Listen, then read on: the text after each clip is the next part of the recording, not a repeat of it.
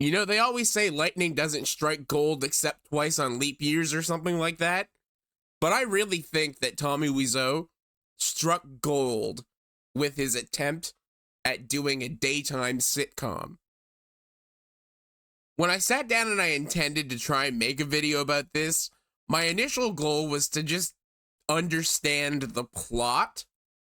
And bear in mind, I've watched this entire show twice, and I can genuinely say that I don't know what the plot to this show is. So, I figured what we would do today is I'm going to watch through it and try to see if I can kind of determine what's going on.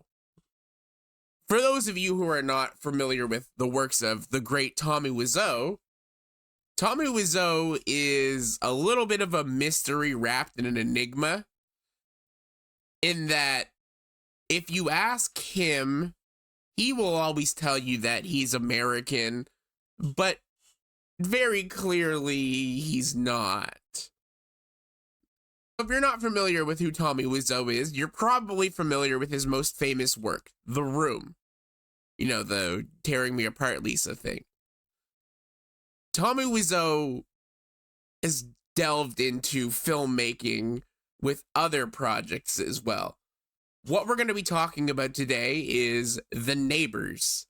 And this was what I believe was Tommy's second attempt at getting the show produced. And this one ran for, I think, 6 or 7 episodes. And boy, howdy, is it something. I do not know if I could pass up an opportunity to suggest this to someone, because it is a masterpiece. So the first episode opens up with Chuck, who is Tommy's character, and Tommy's character is the landlord of he's some kind of management staff for an apartment complex where he works with his assistant B. So it addresses a couple things in the first 5 minutes. It addresses racism, it addresses sexuality, things like that, but in a way that only Tommy Wiseau can. Because there is very offensive terms, I'm not going to show this on screen. So the opening of this show hits you faster than diarrhea on Wednesday after you've had some Taco Bell and it didn't quite stay in you very well, in that you're immediately introduced to a character who is giving himself a specific type of necktie and making some comments about finality, we'll say. And then we feature 2 characters, one of Chinese descent, one of African American descent, and they're kind of doing a racism to each other, and that's kind of not good. So we see Tommy Wiseau tackle some pretty big moral issues kind of right away, but in the way that only Tom can. See, what you end up finding is a lot of people on this show go through a range of emotions in about 5 seconds. So let me give you an example. Oh, I stubbed my finger. That hurt so bad. I'm okay. That's what the writing is like in this, but it's so perfect. By the way, to address the actual plot, the only relevant thing we've got for the plot is... Paperwork's there. Oh, good. Thank you.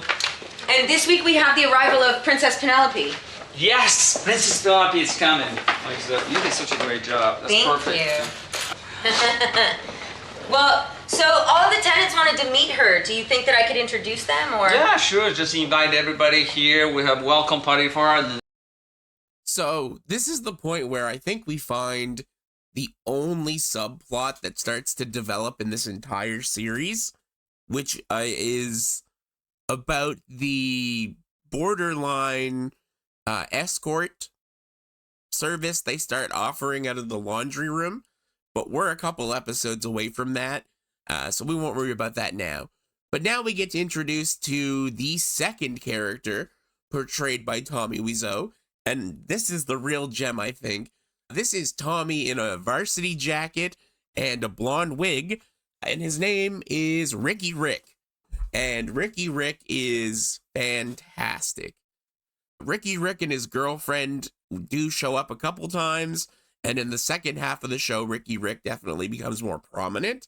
The show has a tendency to introduce plot points, or sometimes even characters that are given somewhat backstories, like these two. What did you do with Patrick? I am your wife. I am pregnant. Oh my God, congratulations. Congratulations. Oh, don't congratulate me. Hey, just calm down.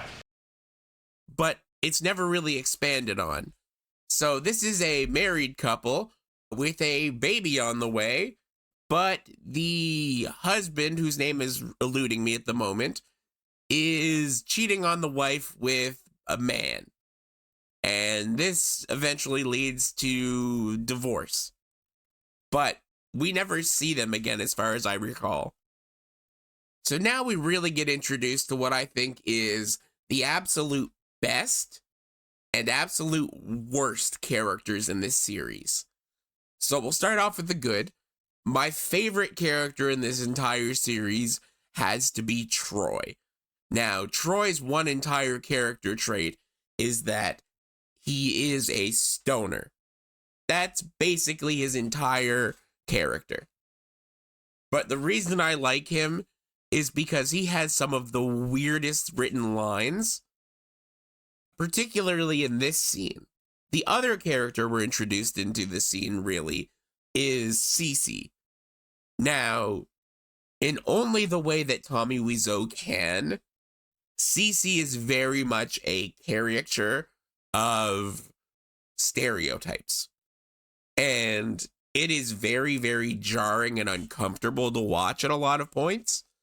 But Cece has a pet chicken, which we found out earlier had fallen out of her window. This exchange is very weird. She accuses Troy of fornicating with the chicken. Then he threatens to kill the chicken. It's kind of weird, but I guess this is their example of tension. Everything else has just kind of been normal landlord squabbles mixed with Tommy Wiseau trying to handle failing relationships, racism, sexuality, and things like that. So I guess this is just kind of weird in that it seems like forced drama. So we're just about halfway through it. And honestly, I can skip probably the next 10 minutes of the show. There is a pizza guy who delivers a pizza to the apartment in that 10-minute span. We also have Cece going and interrogating Philadelphia about the chicken, only to come up with nothing. So that leads us to what I believe is the single best scene in maybe the entire series. It's common knowledge for this circle that Tommy Wiseau actually submitted this show to be considered for an Emmy. And based on this next scene, I don't know how it didn't win. Like, this is pure cinema. We have Tommy's second character, Ricky Rick, and his girlfriend walking in to meet Troy. That's all we really need to know. Everything from there, I'll just show you.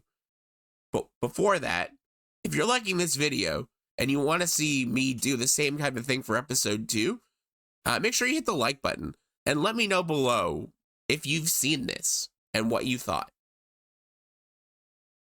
So yeah, Tommy Wiseau's girl apparently needs a pistol other than his, and she has Jedi mind powers, which again is actually something that happens to have relevance later. But this scene right here is why I love Troy, because this is just perfection. This should have won the Emmy right here. This is Emmy quality writing. What? $20. Okay. $5. Okay. Free. Of course. Anything for Lula. Anything for Lula. Thanks for buying my gun. Yeah, thank you. Did you pay already? Yeah, she just Did you pay with your money? Yeah, you gave me 100. Bye.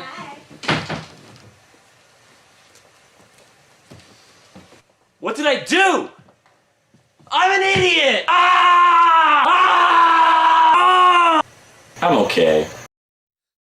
Honestly, the main plot of this one is about Cece getting her chicken back, but there's really only about 4 scenes that tackle that, and it's kind of an unexciting plot. So overall, I'd give episode 1 like 7 out of 10 just for the one scene of Troy. But there is one other thing I want to talk about. I'm going to show you a scene here, and I want you to tell me what you think this scene has relevance in the show.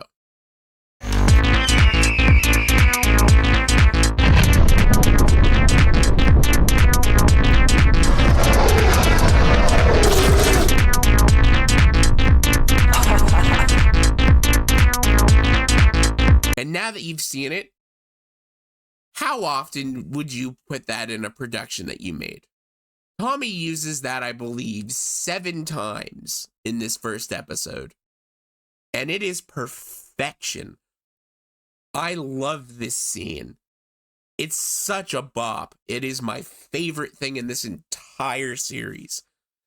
If nothing else comes out of this scene, if it's not going to be the Troy scene, that scene should win the Emmy. Well, that wraps up episode 1 of my kind of breakdown of the Neighbours season 1, episode 1. If you want to see more of this, let me know in the comments below. Let me know if you've watched this before, and give me a like and subscribe. It helps. And, you know, if you want to stay up to date on me, there's also that little bell icon. Thank you for watching, and I will see you later.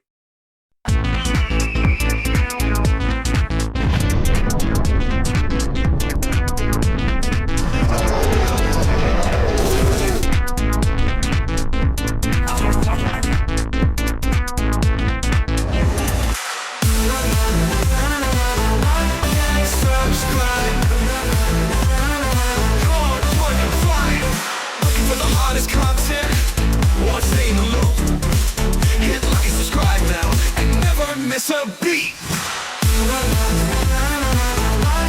Subscribe.